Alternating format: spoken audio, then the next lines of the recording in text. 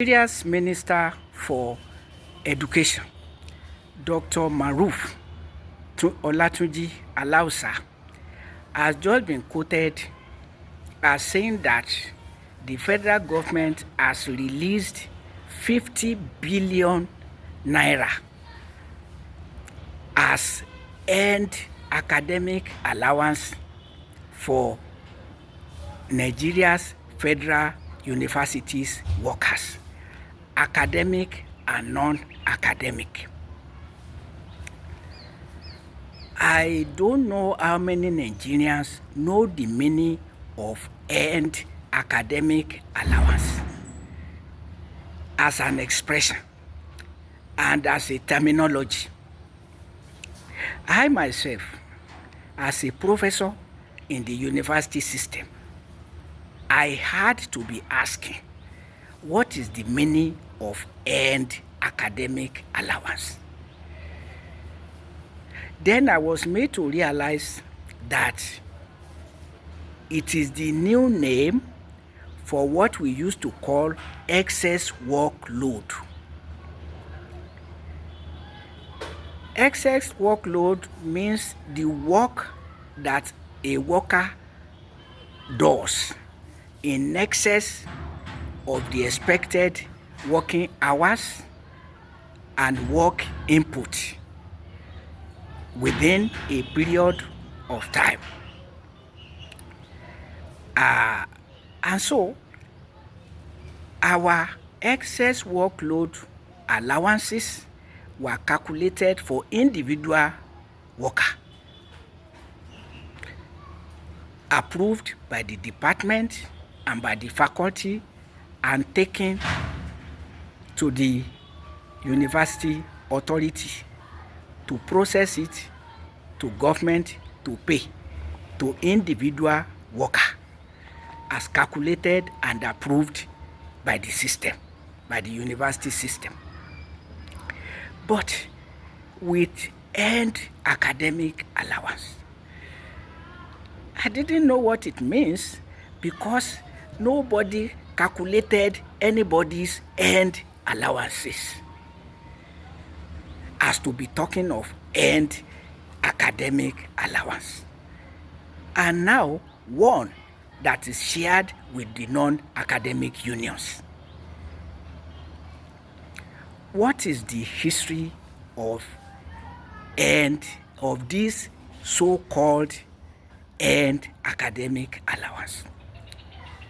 The history is that the last time that federal universities workers' salaries were increased was in 2009 under the presidency of Umaru Musa Yar'Adua.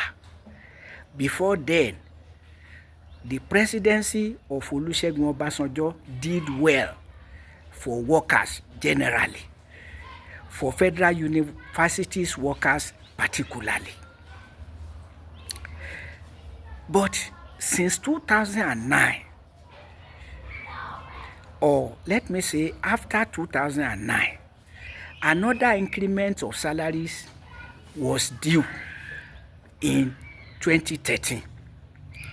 But that was the year that ASU leadership, colluding with government, came up with that expression, earned academic allowance. As a matter of fact, in 2009, there was an agreement between government and ASU leadership on the welfare of federal universities workers. And that agreement was meant to improve and stabilize welfare of federal universities workers, academic and non-academic. The agreement was in 2009 to be implemented in 2013 when another increment of salary will be due. But rather than implementing the agreement,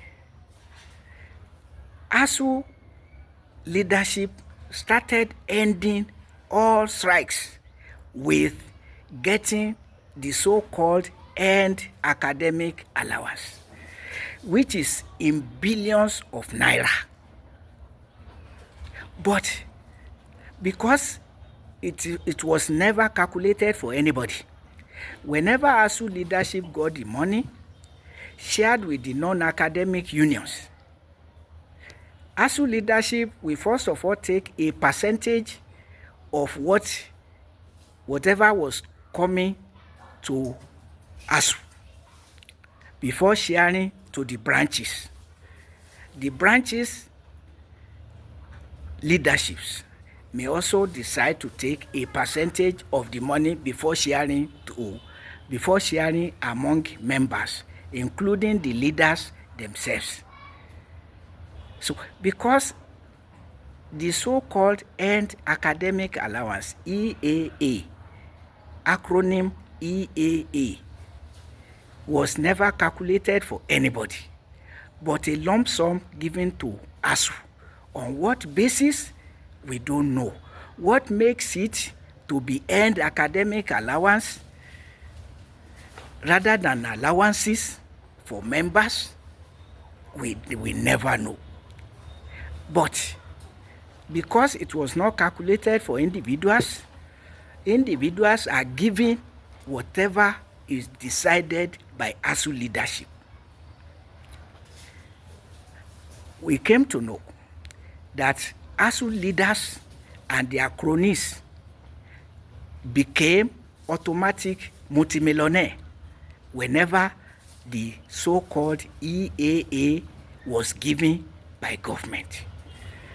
And that ending every strike with getting End Academic Allowance has been stalling increment of salaries for federal universities workers, academic and non-academic, since 2013 when it started.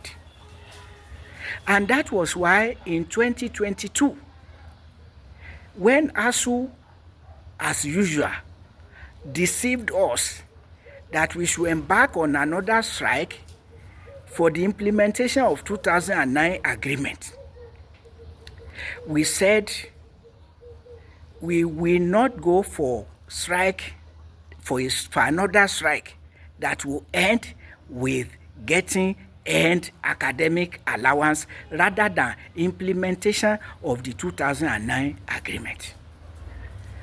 Both government and ASU leadership were not happy about it. And so the presidency of Umaru Musa Yar'Adua ended the strike by imposing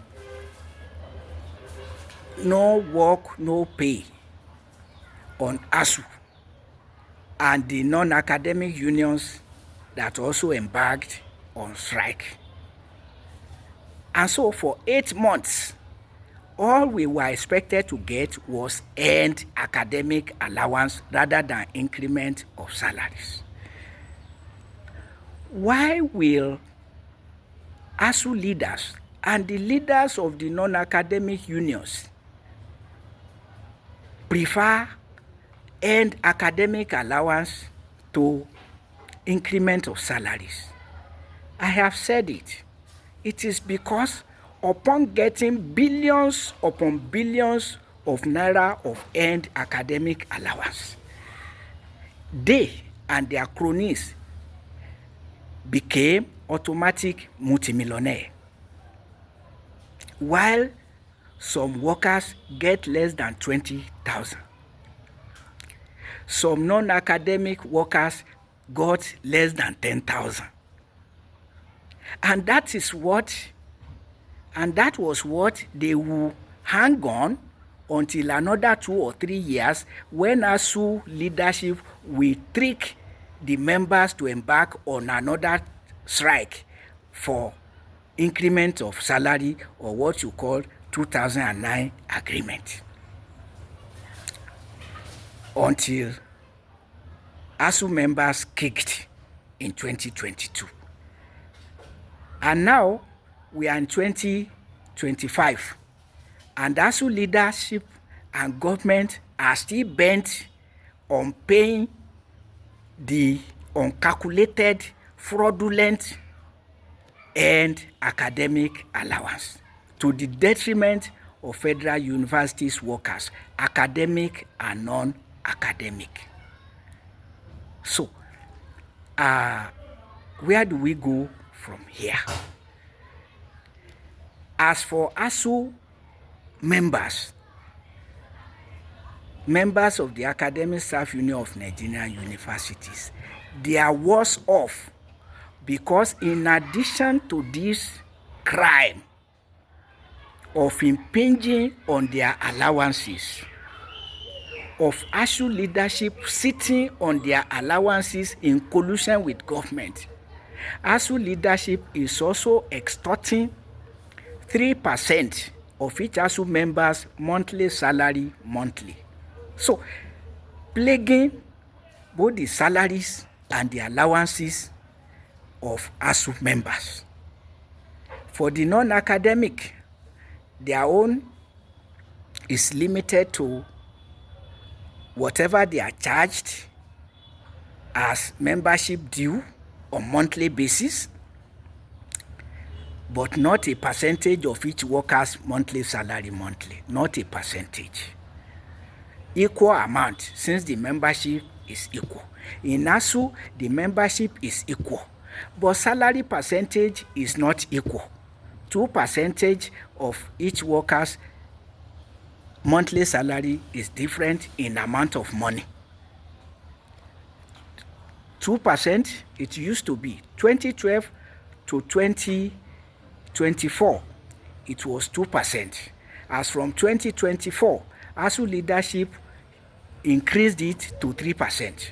But what I'm saying in effect is that the 3% or 2% is not equal amount from each ASUU member, because the salaries are different, the cadres are different, but membership is equal. Each member has the same number of votes, equal sharing of assets and opportunities, but not equal share of the burden by an academic union. We need to pay attention to that. So, but we should also be concerned that when an academic workers union, the apex academic staff union, is extorting the salaries and allowances of its members, what are we talking about corruption in Nigeria? What are we talking about the future generation of Nigerians, even present and future generations of Nigerians? And we don't want corruption and exploitation to be plaguing the country. Who are those to fight for the country? When now the federal universities workers, academic and non-academic, they don't accept. They are grumbling. Many are grumbling. Others are not grumbling. They envy the ASUU leaders. They are not grumbling because they want to be there. But the overwhelming majority that are receiving pittance from earned academic allowance, what is their fate? As ASUU leadership and government are colluding with government. And the leaders of the non-academic unions are also happy with it, because they also become automatic multimillionaire once the earned academic allowance is shared with them. And they all keep quiet on the implementation of the 2009 agreement. They will then begin to pay lip service to it and be pretending to be pressurizing government to implement the 2009 agreement, whereas they are satisfied with what they got from earned academic allowance, millions of naira, which is not possible no matter the amount of salary paid by government. At least not anything we have seen where salaries will turn an academic into a multimillionaire. Even if he earns the salary for more than 10 years, he can hardly become a multimillionaire with family responsibility, with publication of articles, with attending of conferences, and so on. Nigerians, with all the money pumped into the university system, this is what you are getting.